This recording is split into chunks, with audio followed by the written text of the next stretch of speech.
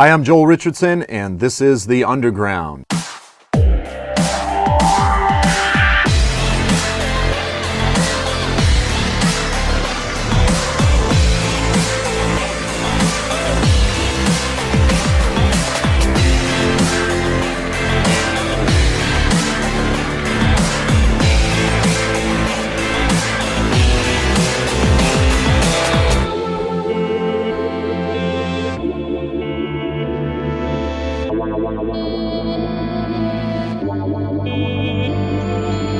Welcome to this week's episode of The Underground, a program that explores the gospel of Jesus Christ, the testimony of the biblical prophets, current events, and how these things relate to you and me.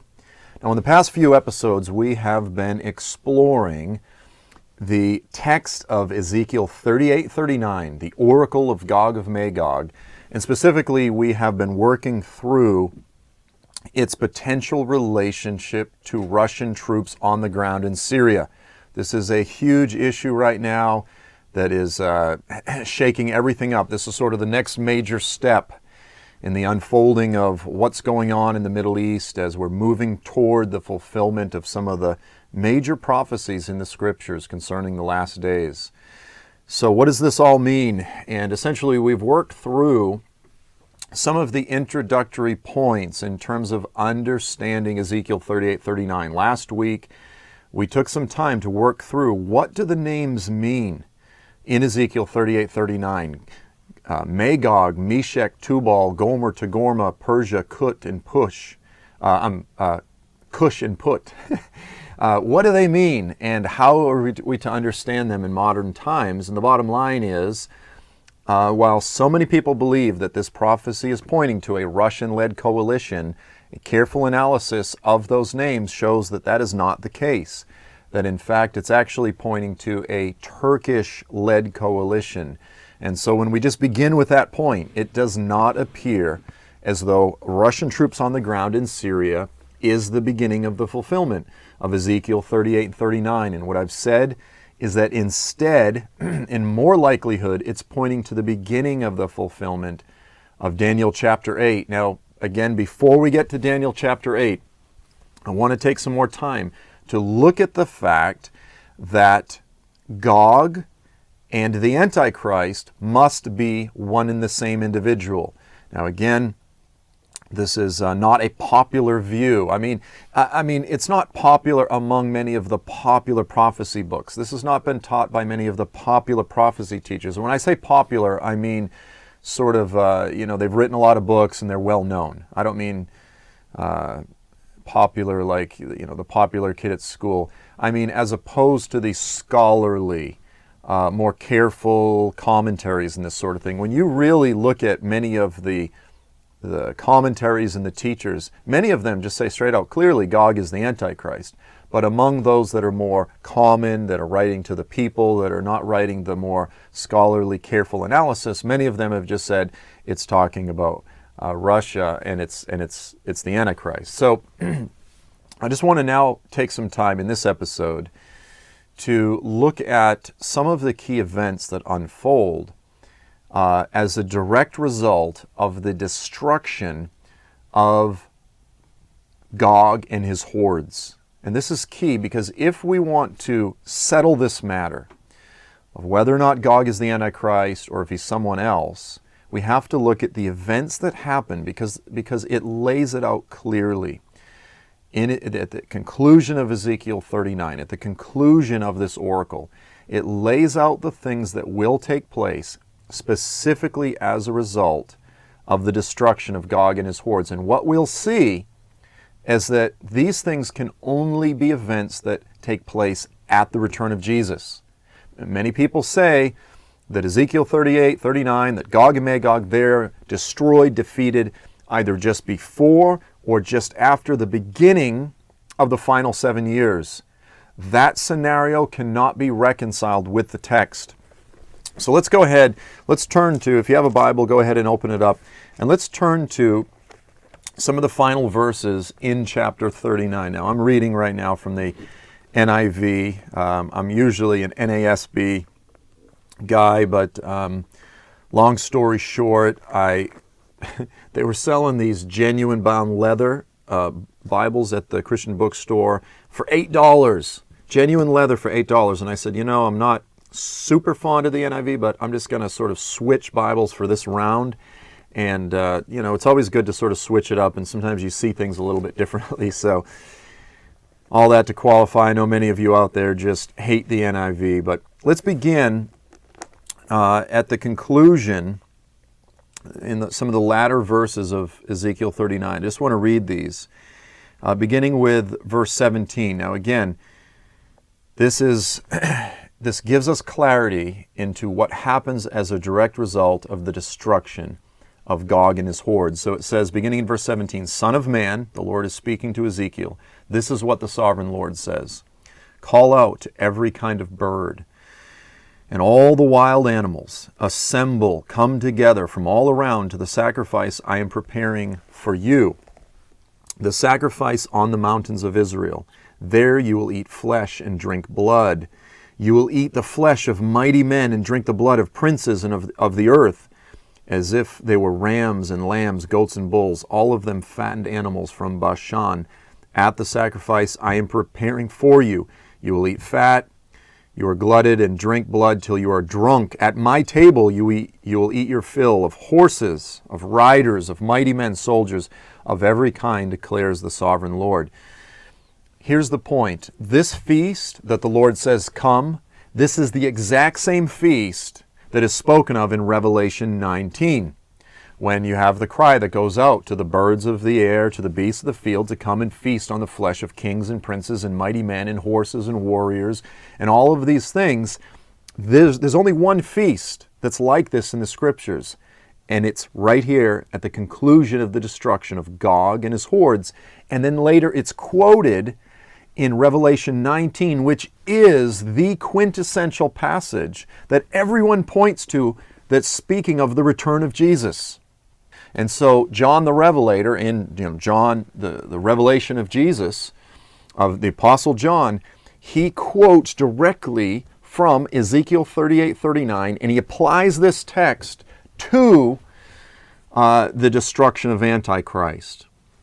Now, if Gog and the Antichrist were two different individuals, one, then you have to say there are two feasts that are identical. We're literally almost quoting verbatim from Ezekiel 39. You would have to say that God is basically the author of confusion. Why would he quote from a passage that speaks of the conclusion of a battle and apply it to a battle that describes the Antichrist if the two were not the same? That would be awfully confusing. This is an important point. So now beginning with verse 21, what happens as a result of the destruction of Gog and his armies? Now let's just walk through this. There's quite a few here, but I just want to read through the text. The Lord says this, I will display my glory among the nations, and all the nations, all the Gentiles will see the punishment I inflict and the hand I lay on them. Now get this. So the Gentiles will see that the Lord is going to punish them. He's going to see the punishment that the God of Israel lays on the Gentiles. Now get this in verse 22, because this is critical. From that day forward, the people of Israel will know that I am the Lord their God. This is not mild language. From that day forward. Now, for those who say this happens at the beginning of the 7 years, before or just after the beginning of the final 7 years before the return of Jesus, they run into a huge problem. You can't, because the language here is of them coming to know God. Now, 1 John 2:22 says, if you don't have the Son, you don't have the Father. Okay, so there's no knowledge, there's no true knowledge of God apart from Yeshua, apart from Jesus, the Son of Yehovah, the Son of God. God sent forth His very essence into the world. That is the ultimate revelation of who He is. And apart from that revelation, you don't know God. And yet it says, all Israel will know that I'm the Lord their God from that time forward. This is not just simply, I've seen prophecy teachers say this. They go, well, from there forward, all of the Jews will know that Jehovah's their God. They don't actually get saved. They don't actually become followers of Yeshua, but they at least know that Jehovah's their God. Well, that's just a lame explanation, and it falls flat in terms of explaining what's said here. From that day forward, all of Israel comes to know God, and we'll see that that's validated later on. So they come to know the Lord their God. This is only something that can be applied to the time when Jesus returns. What does it say in Zechariah 12? It says, they will look upon the one they have pierced, and they will weep and mourn and lament when they see the one they've pierced coming on the clouds of heaven, right? And then the spirit of grace and supplication will be poured out onto them. They repent, they weep, they mourn, as one mourns for an only son. And so this is the time when the remnant of Israel comes to know the Lord. It's when Jesus returns. From that day forward, they will know that I am the Lord their God. What else does it say? The nations will know that the people of Israel went into exile for their sin because of they were unfaithful to me. The nations will know that the difficulties that will come on Israel in the last days come because of their unfaithfulness. And then it says, the Lord says, so I hid my face from them, I handed them over to their enemies, and they all fell by the sword. This is yet to come. It's not all of Israel, but the remnant will be left. But there is a time of Jacob's trouble that is yet coming to the nation of Israel. I dealt with them according to their uncleanness, their offenses. I hid my face from them. Therefore, this is what the sovereign Lord says. Now, we move into the next critical point. I will now restore the fortunes of Jacob. Some translations say, I will bring back all the captives of Jacob, all the captives of Israel. He's talking about bringing back those that were taken as prisoners of war during the battle that just previously took place, during the war that just previously took place of Gog of Magog. I will restore the fortunes of Jacob. I will have compassion on all the people of Israel, and I will be zealous for my holy name. They will forget their shame and all the unfaithfulness that they showed toward me when they lived in safety in the land with none to make them afraid. Now that description of Israel dwelling safely in the land with none to make them afraid, that's language from the beginning of the prophecy, at the beginning of chapter 38, which says that Gog looks out and he sees them living in safety with none to make them afraid, and he says, I will invade a land of unwalled villages. So the prophecy begins with Israel in the land, feeling secure, feeling safe, and at the end they are being brought back as captives, reminded of their unfaithfulness when they lived in their land, secure with none to make them afraid. So no one can say that this invasion of Ezekiel is a failure. It's clearly a success because Israel begins in the land, and at the end of the text, they're being brought back to the land. That means there was a tremendous victory on behalf of Gog, of the Antichrist. Now we're getting into the more critical elements of the text.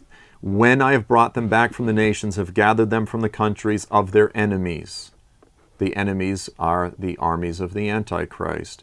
I will be proved holy through them in the sight of many nations. Then they will know that I am the Lord their God. For though I sent them into exile among the nations, I will gather them to their own land, not leaving any behind any longer. I will no longer hide my face from them. I will pour out my spirit on my people Israel, declares the sovereign Lord. When does God pour out his spirit on Israel? Again, we just read from it in Zechariah 12. When will he pour out the spirit of grace and supplication? It's when Jesus returns. When does all Israel get saved? When do we reach the point where he says, I will no longer allow my name to be blasphemed? It's not until Jesus returns. You can't take all of these events, all of Israel coming to know the Lord, all of the nations coming to know the Lord, Israel receiving the Spirit of God within them. That's not language of merely acknowledging that Jehovah is their God. That's language of salvation of the remnant of Israel, coming back to the land forever secure, no longer the Lord leaving any of them among the nations. You cannot apply that to events that take place 7 years before the return of Jesus. It's a complete distortion of the prophecy to say that Ezekiel was speaking of something other than the return of Jesus, the defeat and destruction of the armies of the Antichrist, the salvation of all of Israel, and the remnant among the nations. It's the only way that you can make all of these things work. So what does that mean? Well, again, for clarity, what that means is that Gog is the Antichrist. This is not some preliminary invasion. What that means is that we've already discussed the fact that Russian troops on the ground in Syria, that that's not the beginning of some preliminary sort of pre-Armageddon invasion by forces other than the Antichrist in the Middle East. It just simply doesn't fit.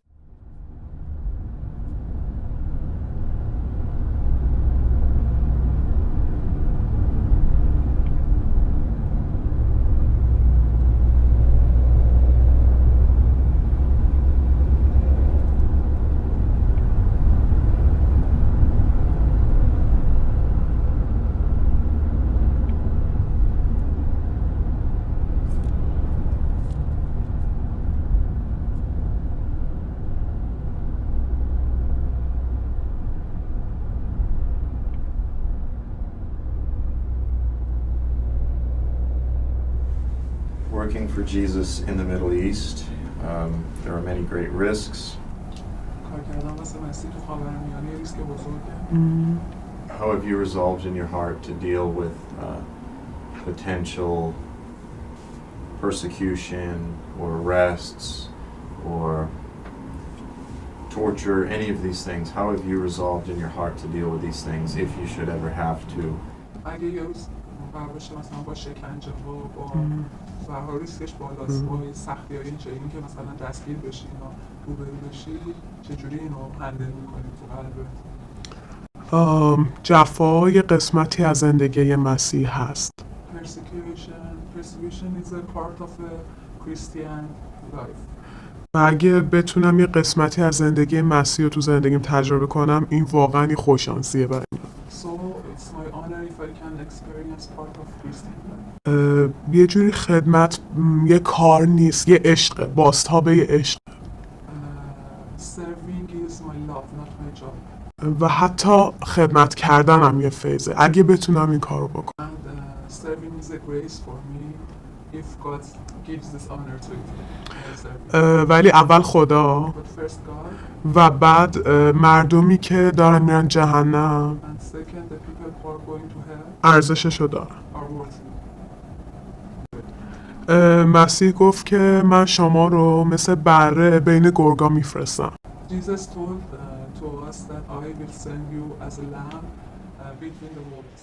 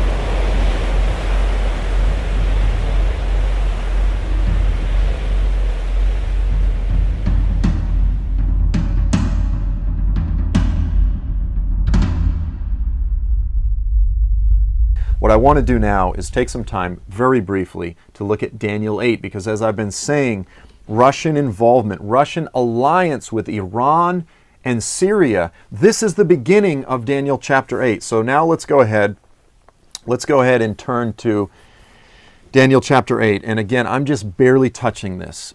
Please get my DVD, What Comes Next. I take 1 hour to sort of carefully walk through Daniel chapter 8. But in a nutshell, Daniel chapter 8 lays out, you have the two-horned ram. He comes from the region of Persia. And then he breaks out into the whole Middle East. And it says that no one can stop him. He does as he pleases. He magnifies himself. And then you have a goat with a prominent horn, a singular prominent horn, comes from the west, from Yavan. Modern translations say Greece. Yavan is basically west coast of Turkey, as well as the region of modern-day Greece and the Balkans, some of those, that east coast of the Balkans and the west coast of Turkey. So don't think it's just the modern-day nation of Greece. That's really a misnomer. So then this goat with the prominent horn comes from the west. It's speaking of Yavan. It includes much of modern-day Turkey. And I would argue that it's probably referring to Turkey. Now, what most people have done, what most commentators, what most commentaries have done, is they've looked at this and they've said that this portion of the prophecy, that the two-horned ram and the goat, and then even, and I want you to read through this because if you're not familiar with the text, we're just skimming through it quickly. The four horns that come up after this prominent horn is broken off of the goat, people say this is speaking of the invasion of the Middle East by Medo-Persia, and then the response by Alexander the Great. Now, I believe that this is those events, that they are clear types and shadows of what will take place in the last days, because I want to look at the words of the angel Gabriel. Because this is critical. Whenever you have a difficult vision, a difficult prophecy, particularly in Daniel, but so often throughout many of the apocalyptic prophetic portions of the scriptures, then you have the interpreting angel comes along. And in this case, it's Gabriel. And what does Gabriel explain to Daniel after Daniel has just had this vision, again, of the ram and the goat and the four horns and the little horn, which is the Antichrist that comes up? What does Gabriel say? So let's begin with verse 17. Well, actually, let's go back to verse 16. It says, I heard a man's voice from the Ulai Canal calling, and he says, Gabriel, tell this man the meaning of the vision. So one angel says to the other angel, he says, hey, Gabriel, go explain the vision that Daniel just had. Explain it to Daniel. What does Gabriel say? He says, he came near to me where I was standing. I was terrified, as I imagine I would be, and I fell prostrate. Gabriel says, Son of man, understand that the vision concerns the time of the end. Gabriel the angel, the messenger angel, coming directly from God, he tells Daniel, he says, this vision about the goat and the ram and the goat, the four horns and the little horn, he says, Daniel, this vision concerns the time of the end. He says, Son of man, understand that the vision concerns the time of the end.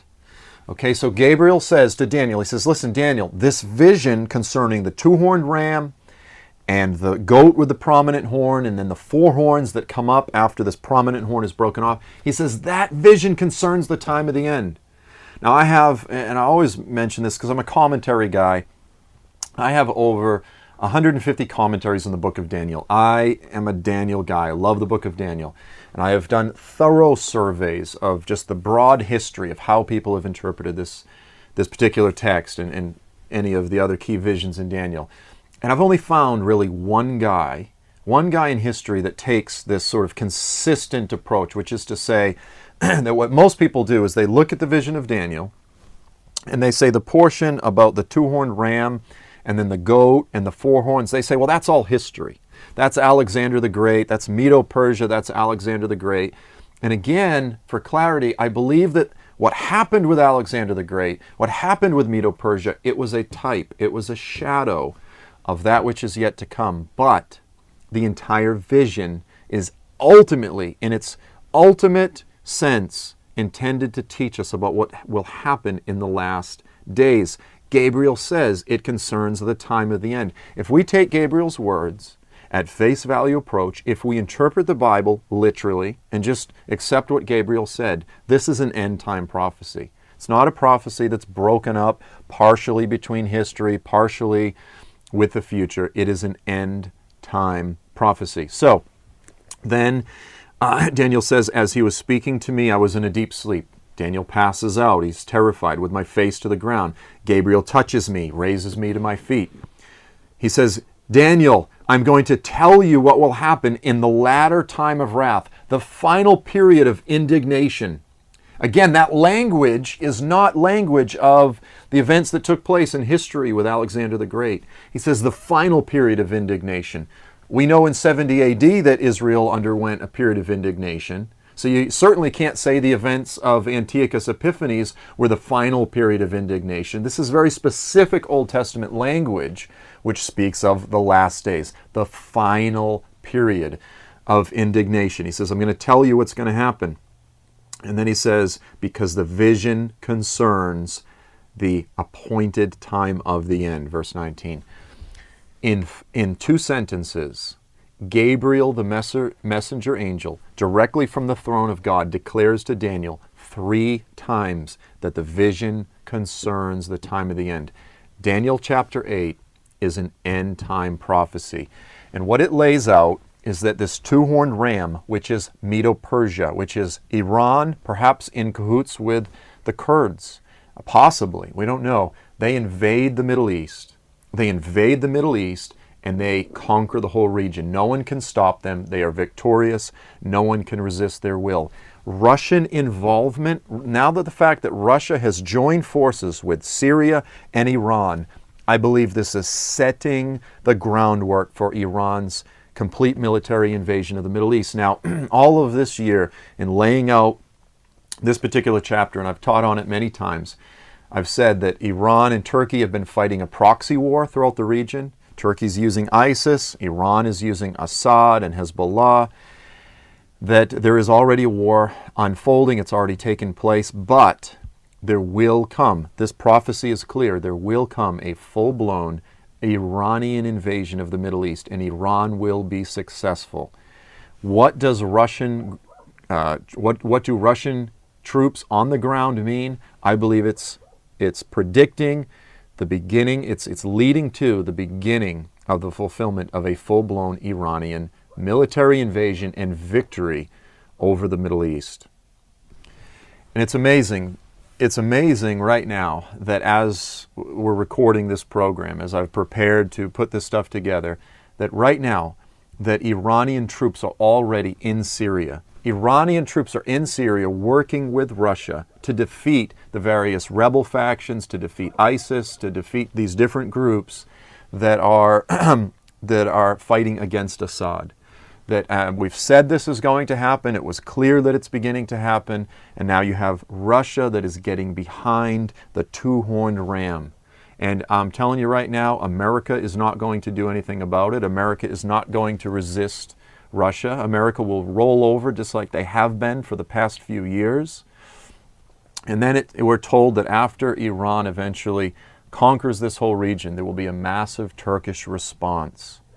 Now, friends, that's probably a discussion that we can have on another episode.